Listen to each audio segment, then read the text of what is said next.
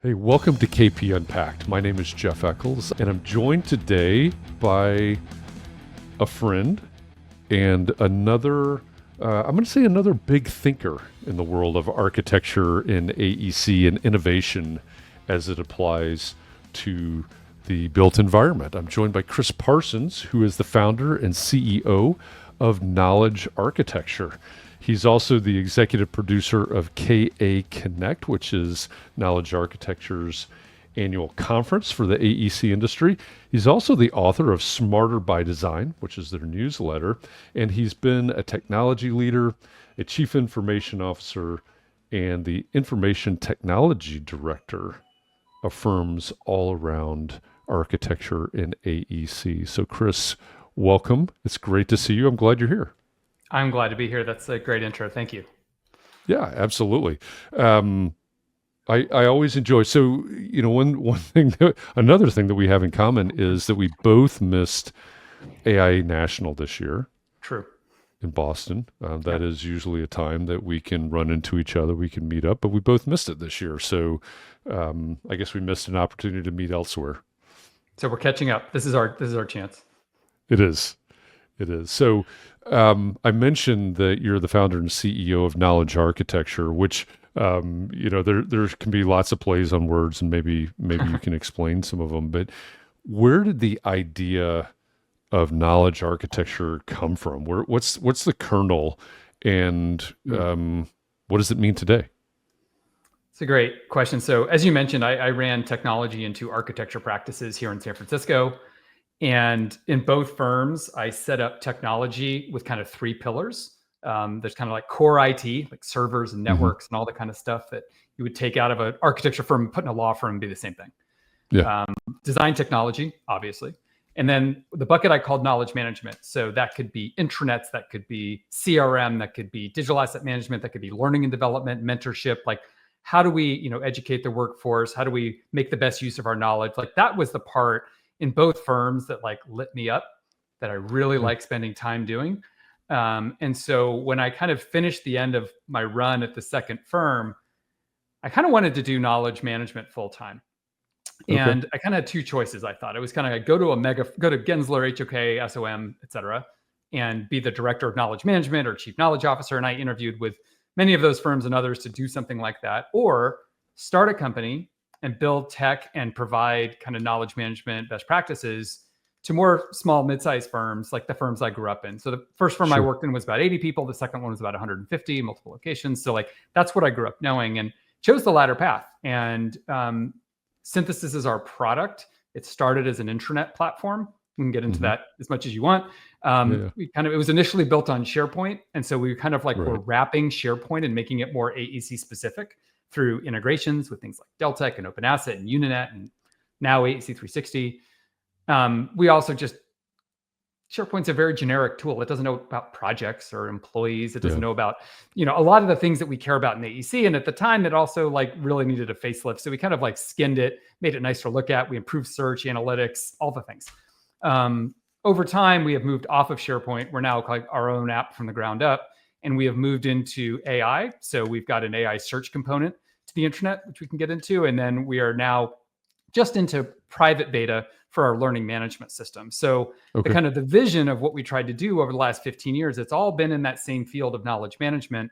But now from a technology perspective, we're really trying to support folks from capturing knowledge to sharing knowledge to distributing knowledge through, learning, and then kind of like using AI to kind of cut across all of it in the flow of work. So at a high level, like that's what we're doing. And then you mentioned our conference, we do best practices. So much of success in knowledge management is about people, process, technology, and culture. So we Right. try and hit the people, process, culture stuff through events, through community, to try and help people understand how to get really good, at doing knowledge management, kind of like being full stack, knowledge Yeah. managers, if you will. Yeah. Yeah. You mentioned 15 years. So when you think back to deciding to take the road less traveled, if we can call it that, what year are we talking about at this point? 2009, so right in the middle of Okay. the housing crisis. Nice. Well, what a great time. It Let's actually is. go. I actually think it is a good time to start a business because two reasons. One, um, Ben Horowitz talks about this peacetime, wartime CEO kind of thing. And like when you kind Sure. of go in a hard Yeah. time, you have to learn, like you have to have the value proposition really sharp. You kind of like build a culture of not spending a bunch of extra money just because money's around. Yep. So you have to be really disciplined in finding a value proposition, right? And that forced us to do that. Yeah. And, thinking back to that time too, there were also lots of people talking about, well, this tool, that tool, the other, this app, Mm, et cetera, we're all born out of times like this, right? yep. So yeah, I think it is a good time. It was a good time for a lot, Yeah. obviously for knowledge architecture, and you skip back ahead 15 years and the things that you're talking about now, the knowledge management, et cetera, Hmm. as you were describing the timeline and the trajectory of knowledge architecture, talking about SharePoint, it really struck me that this week, as we're recording this is a big mastermind week for me. So Mm, I facilitate all of our mastermind meetings, and this week was construction tech leaders and two innovation leaders mastermind groups. SharePoint is discussed, yep. and one of the big topics always is knowledge management, whether Mm, it's transfer, whether it's platforms, they're building it in house, et cetera. It's definitely a reality, as we look out across the landscape, not just of AEC certainly, but definitely in our architecture firms, our engineering firms, our construction firms. How are we going to transfer this knowledge, this wisdom to the next generation or this generation that's coming into leadership? So I wonder, 15 years ago, were you a little bit ahead of the game or no? Well, I mean, that's an interesting way to put it. Let me try and answer it in this way. Knowledge management as a field. I mean, we've been managing knowledge as a species, Sure, starting with sure. cave paintings and Yeah, out on yeah, job sites. People. I mean, it took us a while to get to drawings, even right. Like just right. drawing on. Yeah, yeah. So like, but I think like knowledge management as a field really took off in the mid '90s. Um, Okay. I think it coincided with the internet Hmm. exploding and kind of Makes people sense. wanting Yeah. to digitize a lot of technology. There are a couple big conferences and thought leaders that got started in the mid 90s. And so that was kind of KM 1.0, which was taking things that were in binders, standards, policies, all that static content, and just digitizing it and making it easier Yeah. to distribute, easier to search. When I started the business, we were in kind of that what I call KM 2.0 wave. So that was kind of KM 1.0 was the digitization. KM 2.0 was when in the world, like Twitter was starting, Facebook was starting, like all these social apps were starting. And the idea was, can we bring that social technology inside the business for knowledge Hmm. sharing instead of, just it being top down? Can we make it more democratic, more point to point?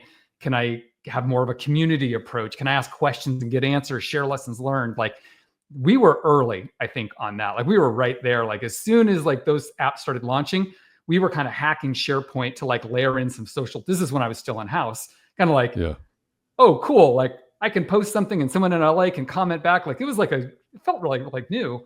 And so that's right when we started the company.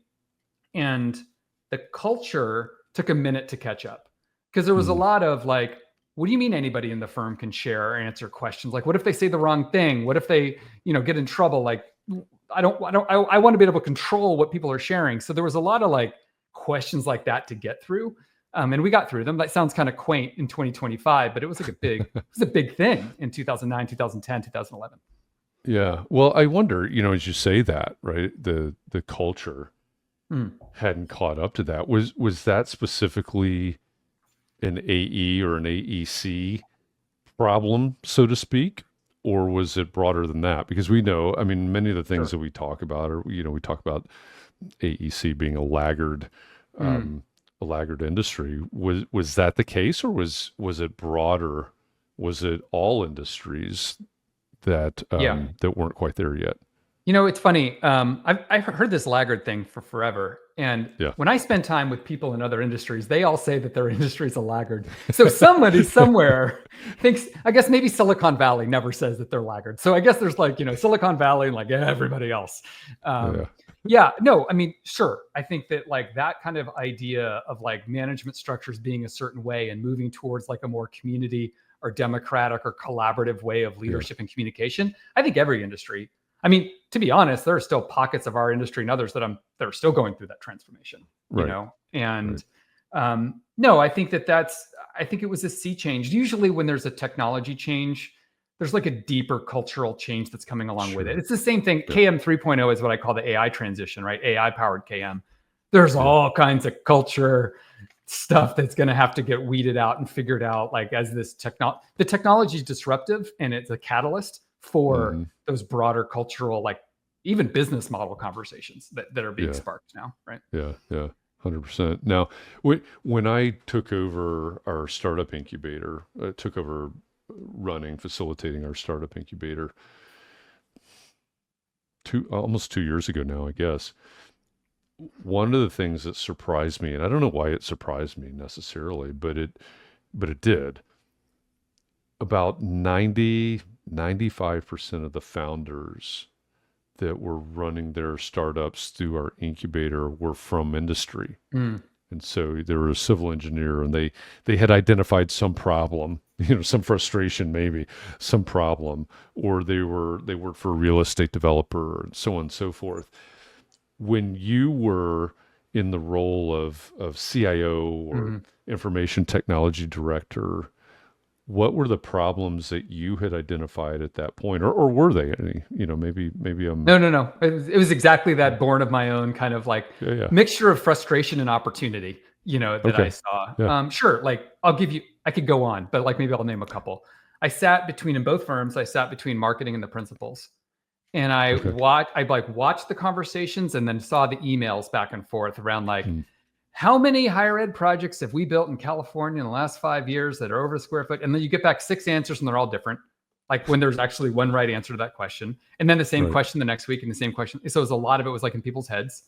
There was a lot of us not writing down how we did. So onboarding was tough. We didn't have like a way that we did X, Y, and Z thing, and it wasn't shared. It was all learned on the job, which I'm not going to take away from experiential learning. Like it's a really important way that we learn. Right. But like just writing down how this firm operates, what our processes are. If we bring a new person in who has healthcare experience, but has never worked on a retail project, and we want to onboard them and ramp them up into retail, like what do they need to know about retail to be effective in their first week? There's just like so much of that that's just what in knowledge management we call tacit knowledge, meaning it's in people's heads, versus explicit knowledge, which can be written down. You can't write it all down, but man, you can write down a lot. And you can build frameworks to help people just learn stuff. And if somebody's away on a job site, that means that nobody can make decisions because all the information's in that person's head, or God forbid they leave the firm or whatever it is. So yes, it was that frustration that like we are a knowledge-based business and we're not stewarding it. It's like if you had money and didn't have it in the bank, and you just had it like laying all around the office and in people's jacket pockets and in their backpacks. Like that's the same way that I looked at the way our knowledge was being stewarded. It's just like, it's everywhere and there's no kind of centralized strategy. So yeah, knowledge is money in many ways, and it's our currency. And that's what drove me nuts. But it also got me excited because I thought there was so much opportunity to do better. Yeah, that's a really interesting image. And right now there's somebody in the audience that's listening, and they're using their favorite AI tool to create that image, right? That's great. We're going to see it, in the comments somewhere. Hey, here's the AI generated image based on that illustration that Chris just provided of knowledge being money. I love that. So as we think about, so that was the seed. Yeah, it was. That and reality, I was reading. What's changed? And so I went to, so I should say one more thing. Two more things. I went to an event. So back when it was called Zweig White, they had an event. I think they only ever ran it once, called Firm of the Future in 2005. And they had like Ed Friedrichs, former CEO of Gensler. They had people from the MIT Media Lab. They had the Kieran Timberlake. I can't remember which Kieran or Timberlake. One of them was there. And I just watched these presentations and I was like spellbound. I'm like, these firms, design firms generally, are designing their businesses like they would design buildings or infrastructure. Yeah. And this is they design the business and they're using knowledge as a like competitive advantage, whether it's research, whether it's the thing as I was talking about using lessons learned and best practices or creating good learning and development. Like there is a better way. And that kind of tapped me into knowledge management. And then I started reading about the literature in the field and realizing, oh, no, the Army is actually quite good at this. NASA is quite good at this. Like this is something that exists in large organizations outside of AEC. And so then that became my mission. It's like, okay, I want to learn how to do this. But then when we started KA, it's like, we need to kind of start educating the industry, which is why we did a conference. It's why we do all these things, is because we are a knowledge-based industry, but we just don't do it as intentionally or explicitly as we could. And that's been powering my energy, my jets, for a while now. And it's still exciting. Yeah. Well, it's interesting you say that, because that's been one of the things I've dwelt on for years, even since before I started teaching pro practice in architecture schools, is this idea that, it's similar to what you were just saying, that they design their businesses like they design a building. And so I went to Ball State. I also have taught at Ball State. And one of the things about campus is the architecture building sits here. And then if you go to this one particular door, you walk out that door, and it's less than 100 yards away is the closest door into the business building. Right. And so you've got architecture where you're not going to learn anything about business, but the business building is just right over there. Right. And, one of the things I tell students sometimes is like, listen, when we're talking about the business of architecture, if you need to understand how to do invoicing, accounts receivable, accounts payable, something like that, don't even think about it. Right? Don't try to reinvent the wheel. Walk over into that building over there, go into one of the student lounges and say, who has a system for invoicing? 6 people are going to raise their hand, pick the one you like the most and use their system. Right? Why recreate it? But you're kind of making a build versus buy argument, but not about technology, but about process in some ways. Sure. Right. Sure. Yeah. Yeah. That's interesting. Yeah. I mean, we do the thing. We learn in architecture school, we learn design thinking, you learn critical thinking, things like that. And that's what we know how to apply. And we start applying it in areas that we don't necessarily need to apply it. Right. And I think that's one of the realities in the business of architecture, that you're, you just described it, and you're working to change that, I guess, in a way, right? Yeah. At least with the knowledge management piece of it. Absolutely. I mean, I think one of my favorite kind of like tools in the world is that Eisenhower matrix, right? Where you've got things that are non-urgent and urgent on one axis, and things that are not important and important on another axis. And what do we do as humans? Right. We do the urgent and important first, and then we do the urgent and not important second, right? And the whole like the secret to knowledge management is that stuff is all in the important but not urgent quadrant. Yeah. It's the stuff that like, if we do this will show up and make us a better company 3 months from now or 4 months from now. And it's that investment with a kind of a long view.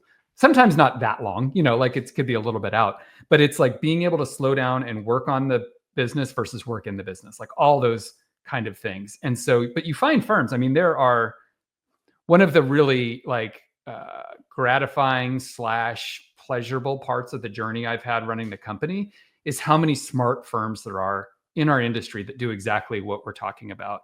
And what was really fun about K Connect in the early, I mean, it's still true, but like in the early days, it was like I was on a treasure hunt trying to find these smart firms who were doing a piece or a part of knowledge management really well. They weren't even necessarily calling it knowledge management. They were just trying to make their business better. And by connecting people together, they got to say like, oh, I can take something from this firm over here and that firm over there. Like we were able to start to picture together as a community what this could look like. I released a periodic table of knowledge management elements in 2016, which I've updated, but like that came from like spending time in the field with AEC firms who were just smart, who cared, who stewarded their business, who could work on the non-urgent and important stuff. Like that's the ethos, of the firms that do well with knowledge management. Now, you mentioned KM 1.0 and 2.0, and Mhm. you mentioned that 3.0 is AI. So, of course, AI is the hot topic almost all the time these days. How how is KM 3.0 changing what you're doing and what you're seeing in the firms? Yeah. I will. One of the things that has been true is that firms. So from a product perspective, the first way we've manifested this is through AI search in our platform. So we aggregate all the data from the other platforms. Then there's also stuff that's natively added to synthesis. We search through videos, like natural language search. You can kind of picture, if you're listening along, what this probably looks like. However, like, AI search is only as good as the underlying knowledge slash data that it has access to. So a lot of firms that have been very diligent about stewarding whatever it is, policies, procedures, best practices, learning content, project data points, employee skills and licenses, like all that kind of information, that's the questions people want to ask. Like, if you've been doing knowledge management all along, you started off in a pretty good position with AI. But it's also exposing a lot of holes, right, in people's data. And so it's providing really actionable, and I would say probably the most amount of motivation towards like subject matter experts or like senior people understanding. It's like, oh, I get it. If we capture our knowledge and we steward our firm-wide data better, this unlocks these outcomes where I can just come in and ask these questions, or my emerging professionals can ask these questions. And so it's really reduced that gap between I put something in here and I can get it back out. Whereas in earlier iterations of knowledge management, it was a little, you remember keyword search from 7 months ago, what that was like. Um, Maybe six. I don't know. like back Yeah. the old days, back the old days Yeah. of keyword search. So I think it has kind of like lit a fire and like had people understand on a deep level why managing your knowledge is so important, and the outcomes that it can generate. I think that's one big thing. Yeah. And you mentioned earlier, and I may have cut you off at Sure. that point or near that point, but you mentioned business model. Mm, Um, and that's one of the things that we focus on a lot at KP Readyco is, okay, innovation for the sake of efficiencies, great, different emerging technologies, et cetera. But what about business model innovation? So when you think about knowledge management, and the way you just described it, I thought was also was also really beautiful, right? It's you've got the subject matter experts, you put in it, you can get out of it, and this can change the way that we do things. What are you seeing?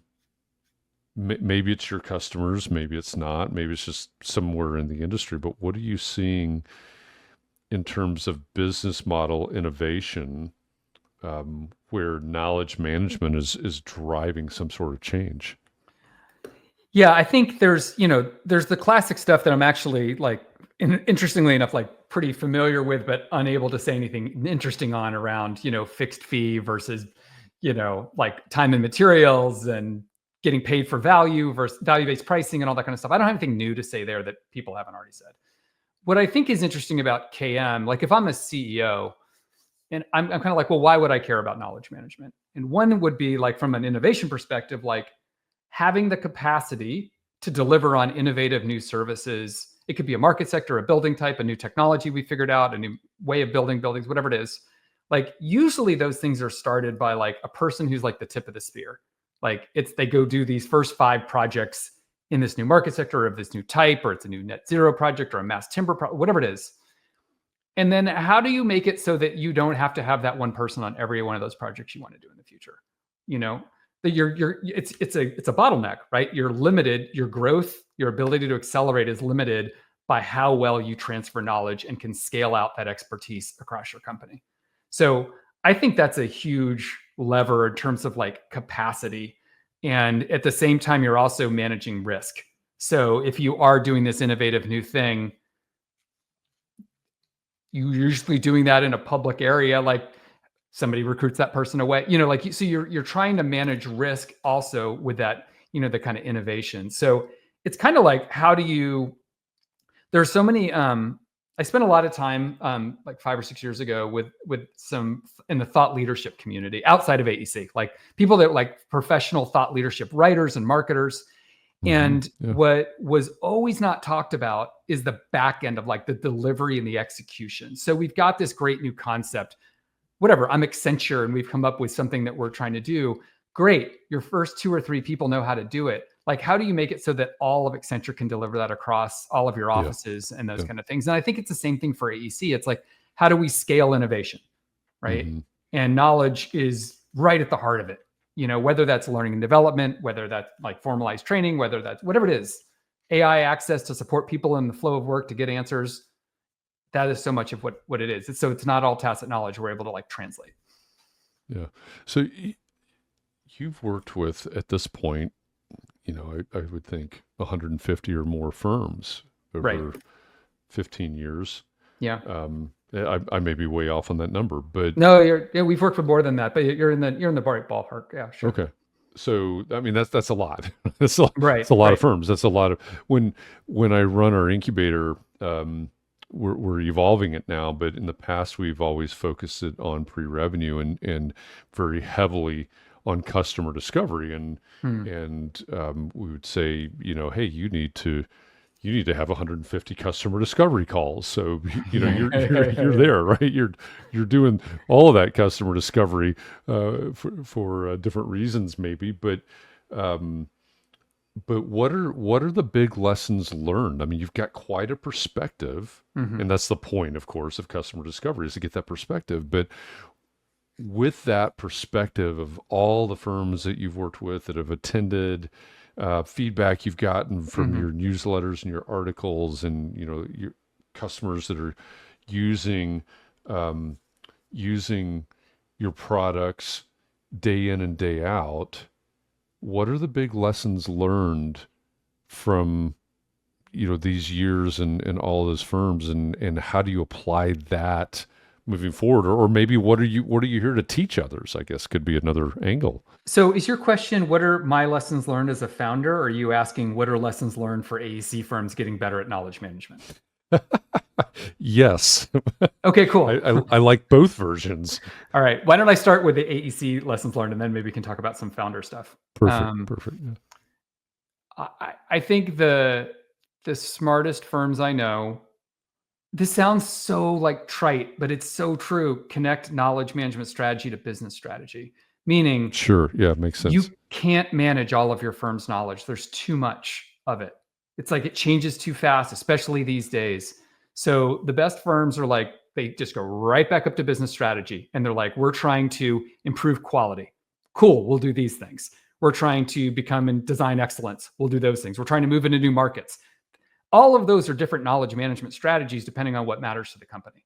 And like the best businesses do that and don't chase random acts of knowledge management or random acts of AI. Sense. Like there's like a deep connection. And that's why the best knowledge management programs have executive sponsors for them who sit on the board or the management team or the leadership team. So they know what matters and what doesn't. And they can just like cut off going in the wrong direction off in the pass. Like that is like lesson number 1 and 2 and 3 almost, in terms of when you see firms starting to get lost. It's always like, and what problem are we solving again? And even if we solve it, like, would it matter? Right. I think that's huge. And then it leads to prioritization, and then it leads to like more wood behind fewer arrows. It's really a lot of that is, and it's hard. It's hard if, like, imagine you're a company that works in 10 markets and you can't like spread all of your investments equally across those 10. You could, but like there's probably some that make more sense to push your chips into versus others. And a lot of that resource allocation stuff can get political and it's tricky. So I think the smartest businesses can cut through that. That's what I've seen.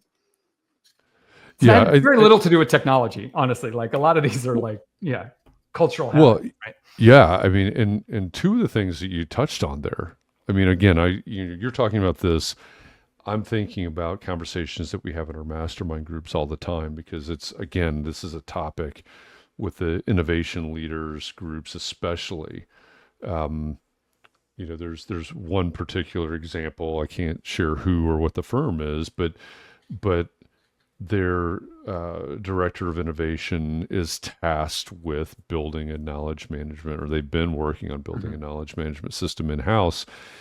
And at our last in-person meeting, which was in Atlanta in May of this year, they talked about that and the fact that their board of directors, on their board of directors, is I think it's more than one, but at least one champion Mhm.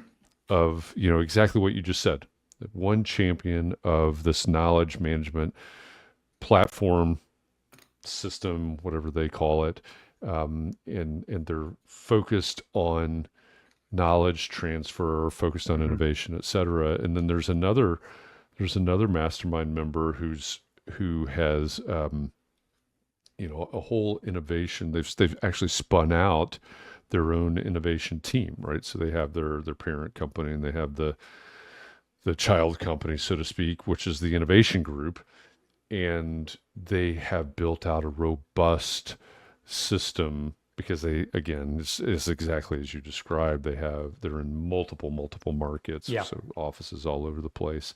And one of the things they've said is, hey, our group over here in Phoenix is doing this thing, and they think it's innovative, and they think they're breaking new ground, and only to find out that the group in Mhm. Nashville or wherever has been doing that for 9 months, right? Yeah. And the one hand didn't know what the other was doing, and so they're working on, that seems like it's such a basic example of Yeah. knowledge management, but But you get to like but it's orchestrate. real. So like knowledge management doesn't work when it's like a siloed department that's